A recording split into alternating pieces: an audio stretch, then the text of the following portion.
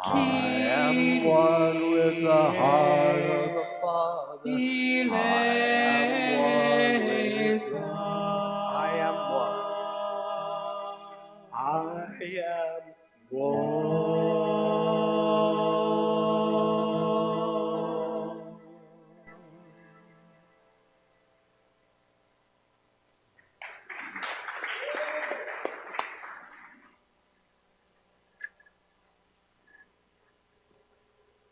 I love this community, and I love that we focus on the one. Like we just sung, it's so special to us. And yet there's still more we can observe for ourselves of waking up to oneness. The inspiration for this came from Eckhart Tolle from his book, The Power of Now. The Word of God is limiting, not only because thousands of years of misperception or misuse, but also because it implies an entity other than you. God is being itself, not a being. There can be no subject-object relationship, no duality, no you and God. God realization is the most natural thing there is. Now, this is so true. In fact, the one reality that we can place all of our faith in is the unchangeable nature of God. Infinite, eternal presence of God. That is a presence. It's being itself. And isn't it a creative way of creation to place that wisdom, that knowledge, that light within each one of us as our ultimate reality? And with that, there is only oneness. Each one of us are part of the whole.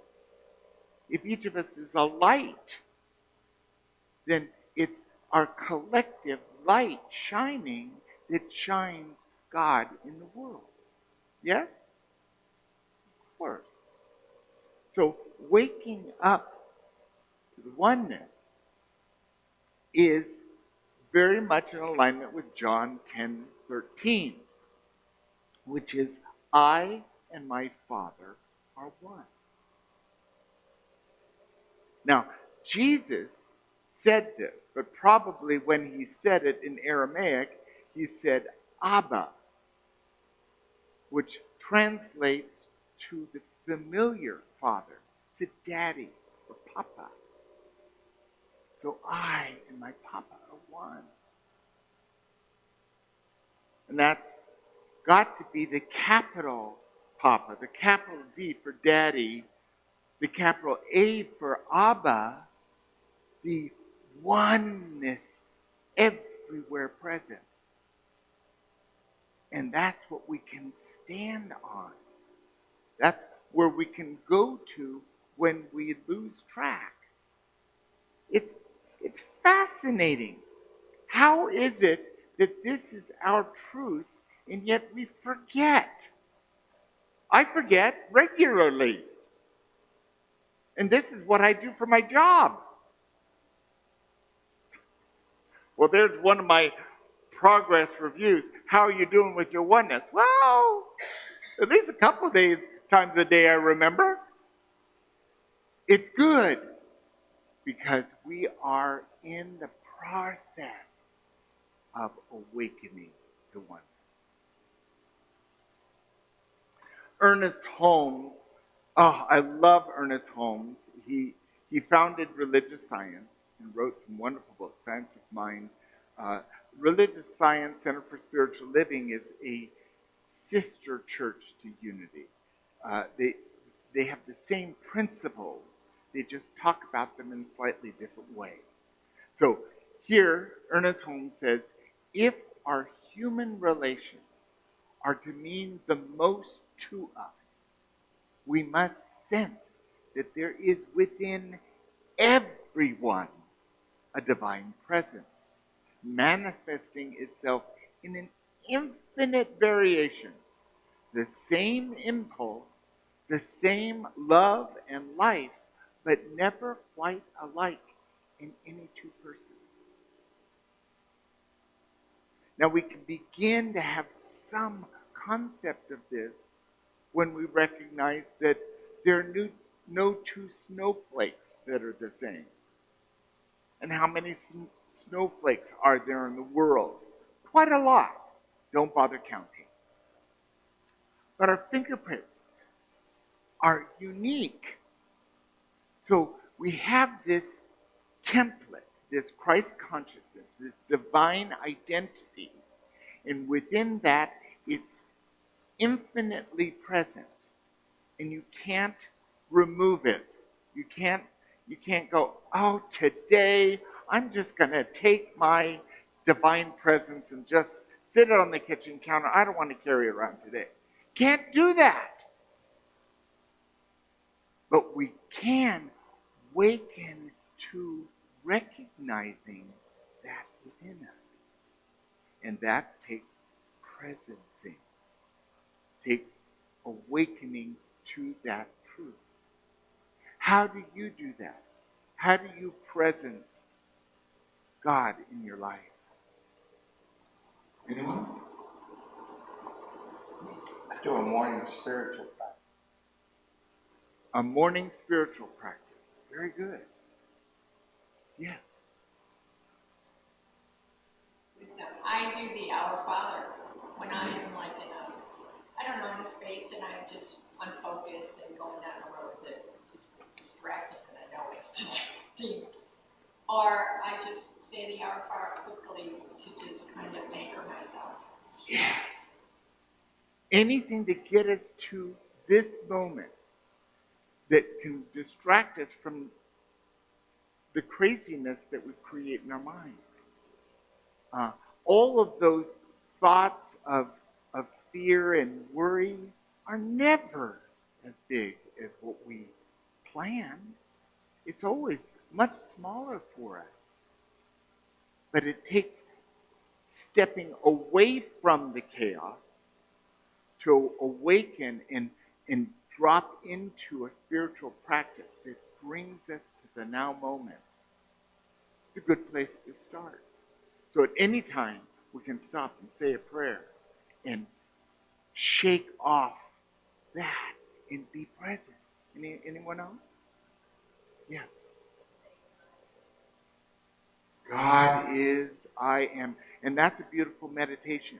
Let's take a deep breath and to ourselves say, God is. And then exhale, I am. Inhale, God is. I am.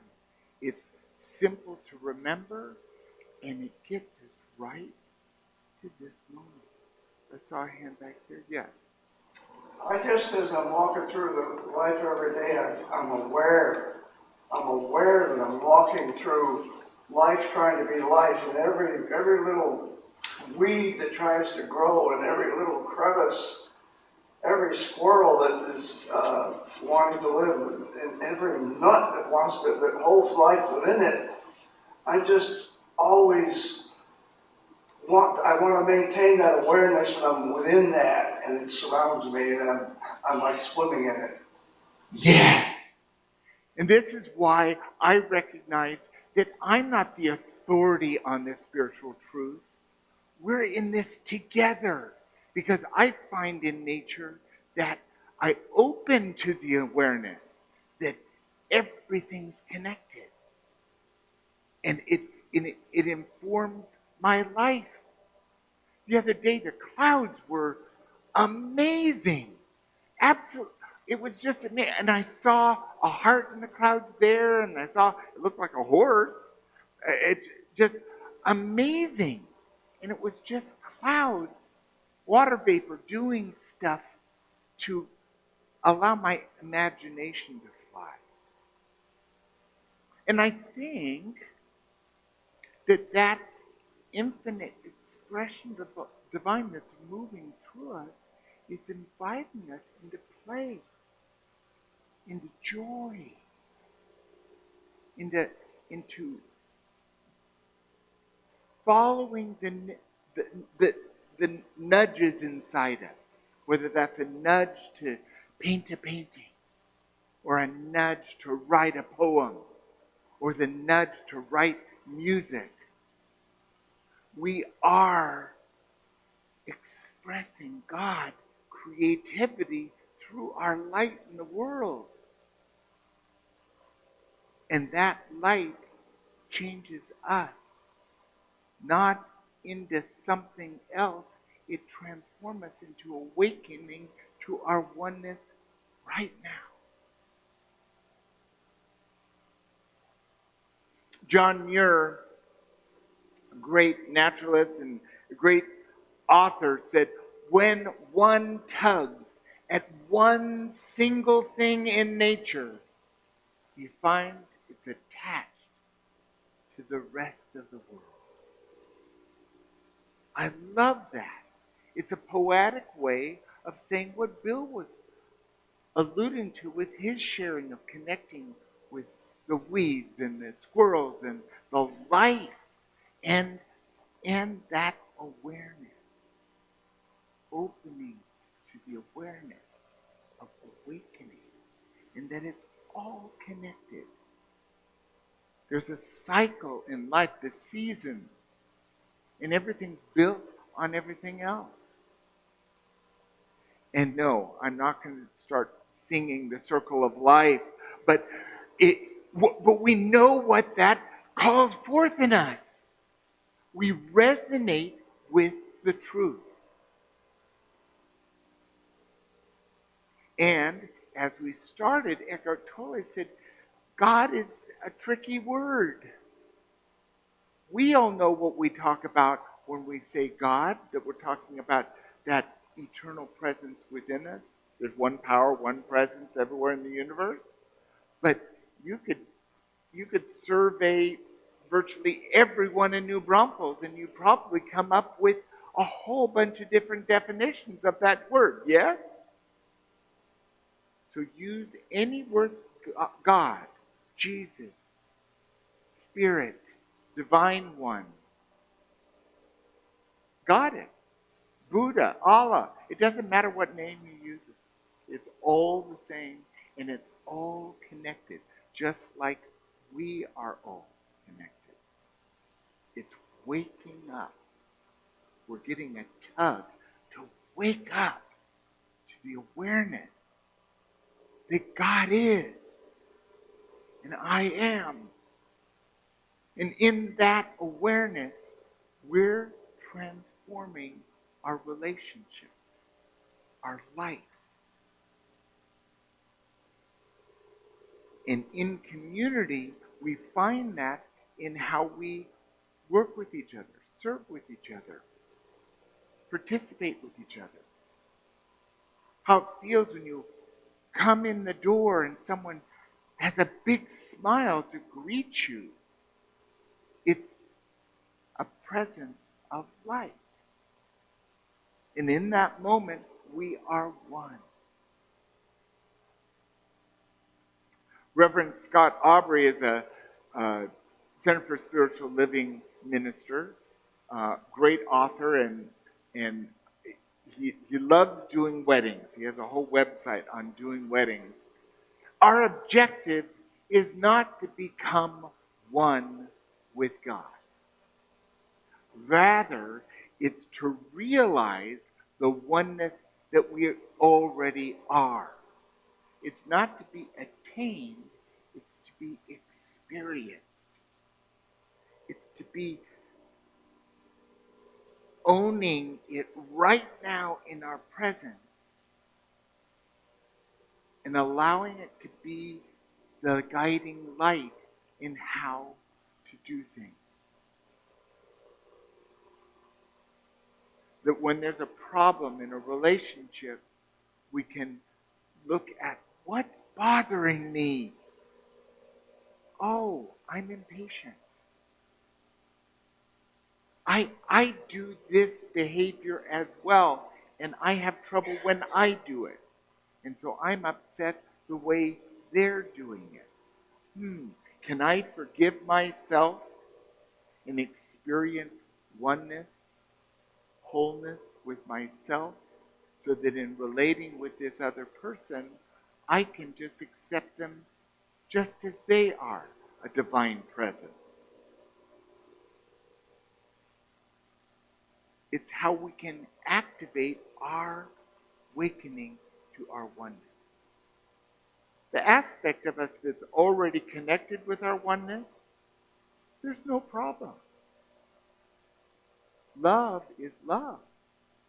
And it is the expression of God in the universe is love. But anything that comes up as fear, as judgment, as doubt, is just an opportunity for us to wake up deeper. Because it's informing us, oh, I've been carrying around this little thing. And then we can be clear. We can walk in the world. And Owen said, don't do this, so I'm going to do it. Because I can. Okay. The Zen master goes to the fabulous city of New York, walks up to the hot dog vendor and says, I want one, make me one with everything. See, I can't even tell a joke right. At least that got a laugh. So let's just, you were right, Owen. Don't do it. Our personal exploration this week is open yourself to the present moment. Whether it's a spiritual practice or it's saying a prayer that resonates with you and it just brings you to this moment. Whether you breathe in, God is, I am. Whether you reach out and you see in nature an awareness of that connection. You have the present moment. And then, when it's a little dim, the God light is not as bright as it is, you might say, is there anything that's bothering me? And what comes up gives us something that we can choose to look at differently.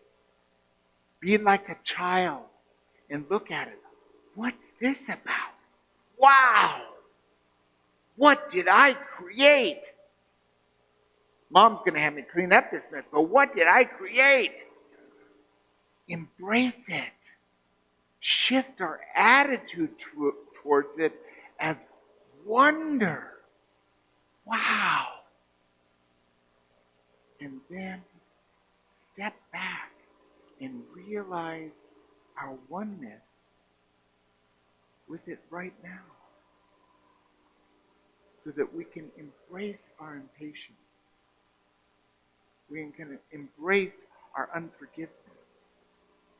We can embrace that things don't always happen the way I want them to happen. Yes, people do things that don't align with what I believe is right. Anyone else recognize that? Yes, it's part of life. But it doesn't have to affect our oneness with God. People are going to do what they're going to do. It's their journey. We're awakening to our oneness.